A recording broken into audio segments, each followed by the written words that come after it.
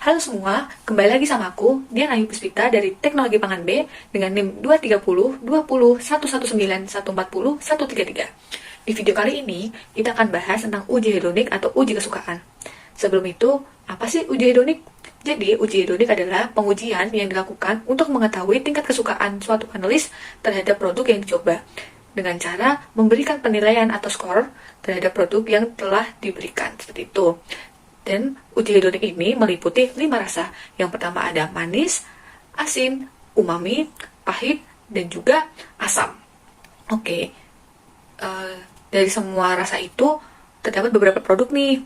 Kita bahas satu-satu ya. Oke, yang pertama ini akan membahas tentang rasa asin. Di mana rasa ini kita akan menguji dengan menggunakan keju. Yang pertama ada merek keju Mac, yang kedua ada Kraft, yang ketiga ada Pro-Cheese. Dari ketiga produk ini, mana sih yang paling aku suka? Oke, kita buka dulu ya bungkusnya. Oke, yang pertama ada keju Pro-Cheese. Kita coba dulu ya rasanya.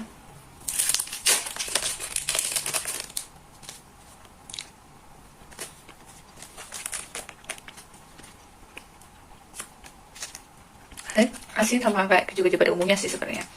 Oke, begitu kita lanjut ke keju selanjutnya. Tapi sebelum itu kita harus minum air putih dulu nih untuk menetralisir indera perasa kita gitu. Oke, yang selanjutnya kita ada keju Kraft. Beda nggak ya antara Kraft sama keju Pro-Cheese tadi? Kita buka ya.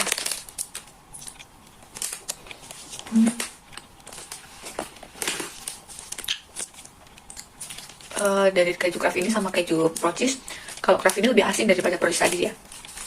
Oke, kita minum lagi.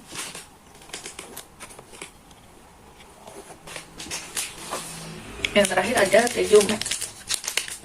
Apakah akan asin atau asinnya lebih kalah dari keju Kraft ya? Kita coba ya.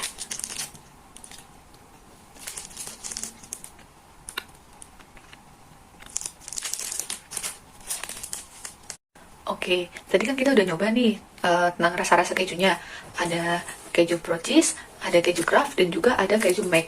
Dari 3 keju ini, ada nih rasa yang paling asin. Menurut aku, rasa paling asin itu ada di keju Kraft. Setelah itu, sangat asin ya. Habis itu, asin dapat dibilang lumayan asin itu dapat dari keju Pro-Cheese. Selanjutnya, ada keju Mac, kayak gitu. Jadi urutannya yang pertama ada keju Kraft, Pro-Cheese, habis itu ada Mac. Tahu nggak sih kenapa dari 3 keju ini rasa asinnya itu berbeda-beda? Jadi rasa asin pada keju itu ada karena kandungan klorida yang terkandung pada susu dalam pembuatan keju ini. Tidak hanya itu, dalam keju itu juga mengandung garam-garam, mineral, dan juga sitrat yang menyebabkan rasa asin pada keju, sehingga rasa keju ini berbeda-beda kayak gitu. Setelah itu kita sadar nih, keju juga memiliki warna yang kuning kayak gini, berwarna kuning kan, kuning muda atau kuning tua. Jadi warna kuning ini disebabkan oleh kandungan beta karoten yang dimiliki oleh keju sehingga menghasilkan warna yang kuning. Setelah itu kandungan beta karoten ini juga semakin tinggi kandungannya akan menyebabkan warna keju ini semakin kuning seperti itu. Oke, menurut kalian keju mana nih yang paling asin? Kayak gitu.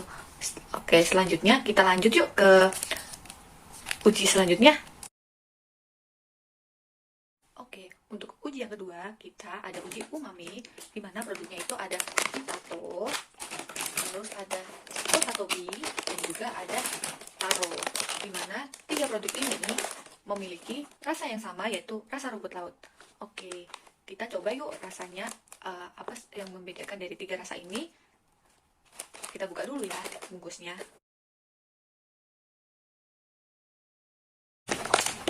Oke, mungkin aku mulai ya dari Citato dulu.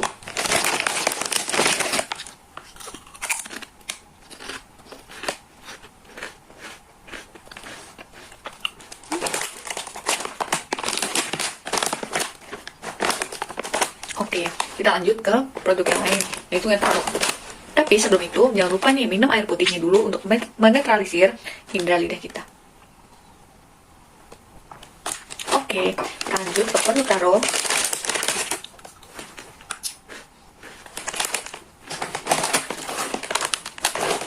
Yang ketiga ada potato bee. Minum dulu ya.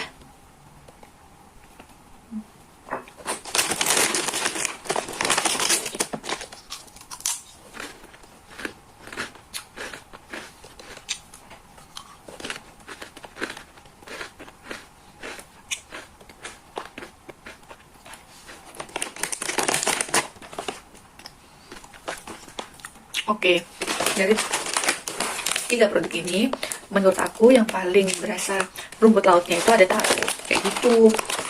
Untuk potato bee ini sendiri, udah kerasa sih sebenarnya rumput lautnya.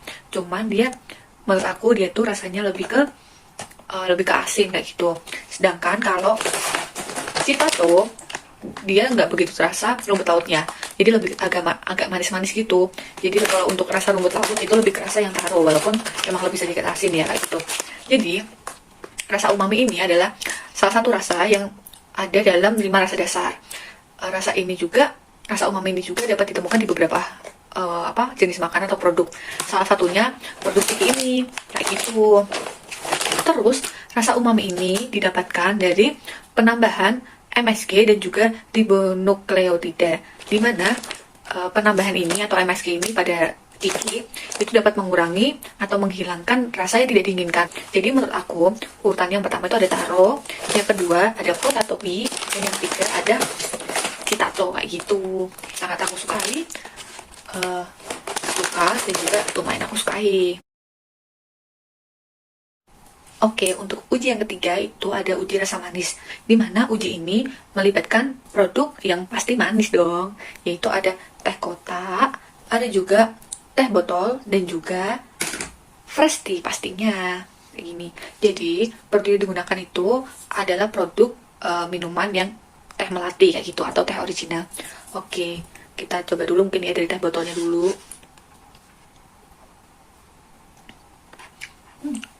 Manis. Oke, kita lanjut tapi minum dulu. Oke, kita lanjut sama teh botol.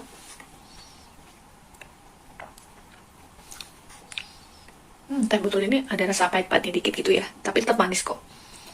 Oke, kita minum air putih lagi.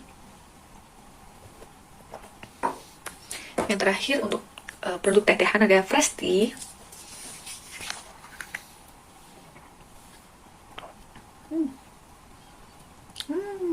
Dia udah manis, ada sedikit rasa pahit dan juga aroma melatinya itu kerasa banget kayak gitu. Oh iya, tadi untuk teh botol sama teh kotaknya memang aku cium juga ya baunya.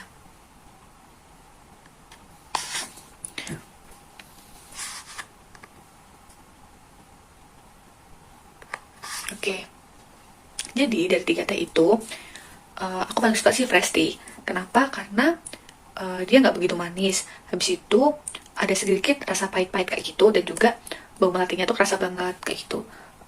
Ini yang sangat aku sukai. Yang ini aku suka. Habis itu ini aku juga suka kayak gitu.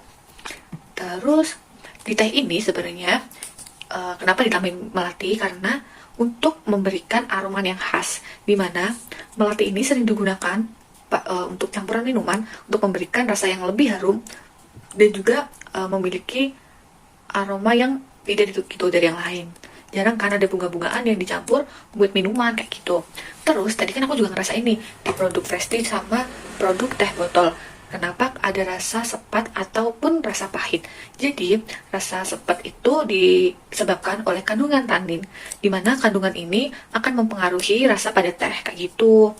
Dan juga ada rasa pahit yang diperoleh dari proses pengeringan dalam pembuatan teh ini. Jadi mungkin semakin lama proses penggilingan atau bagaimana metodenya, itu juga akan mempengaruhi kualitas dan juga rasa dari teh-teh ini sendiri kayak gitu. Oke, mungkin untuk yang manis dan teh-tehan udah clear ya, jadi kita bisa lanjut ke rasa yang keempat.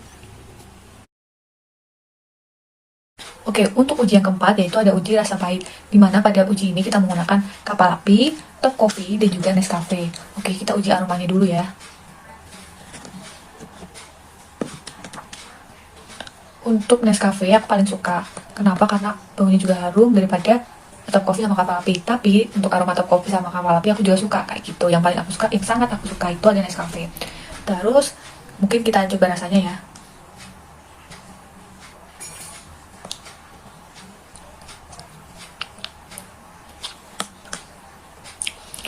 Untuk rasa, aku nggak suka sama Nescafe karena dia itu terlalu pahit, bener-bener pahit gitu. Terus kalau top coffee itu aku sangat suka. Kenapa? Karena kopi yang aku gunain ternyata dia mengandung gula kayak gitu. Terus untuk yang kapal api itu tuh aku agak tidak suka karena yang memang rasanya juga pahit, tapi tidak sepahit kayak Nescafe. Oke, untuk tekstur tadi aku udah nyoba untuk Nescafe sama top coffee itu aku masih suka ya teksturnya. Kecuali kapal api. Kalau kapal api itu aku nggak suka. Kenapa? Karena kalau kapal api itu ada tekstur apa namanya, kopi yang halus, jadi kayak masih ada kayak butiran-butiran kopinya gitu.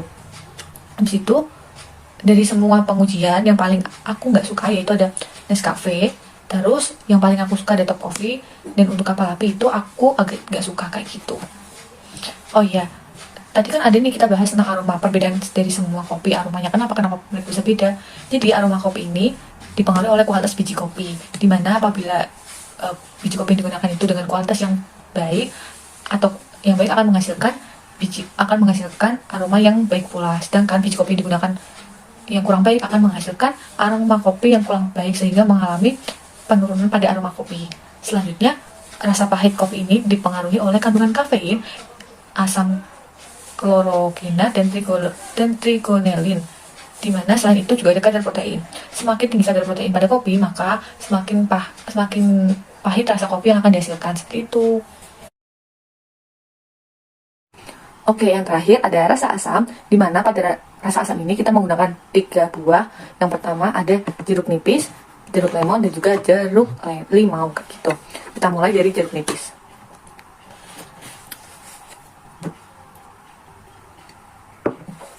Lanjut sama jeruk limau, sama jeruk lemon.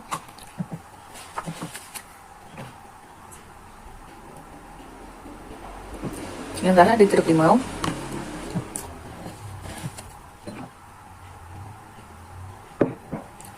Oke, dari ketiga jeruk ini, menurut aku yang paling aku suka yaitu jeruk lemon, dimana tingkat keasamannya juga pasti menurut aku. Setelah itu, yang aku suka selanjutnya ada jeruk nipis, dan yang agak aku suka itu ada jeruk limau kayak gitu. Terus untuk jeruk nipis ini memiliki tingkat keasaman yang cukup tinggi, yaitu ada kurang lebih di 2,33. Terus jeruk nipis ini memiliki aroma yang khas, dimana aromanya ini aroma asam banget gitu daripada jeruk lemon sama jeruk limau kayak gitu. Dimana aroma yang khas ini didapatkan dari asam sitrat yang terkandung pada jeruk nipis.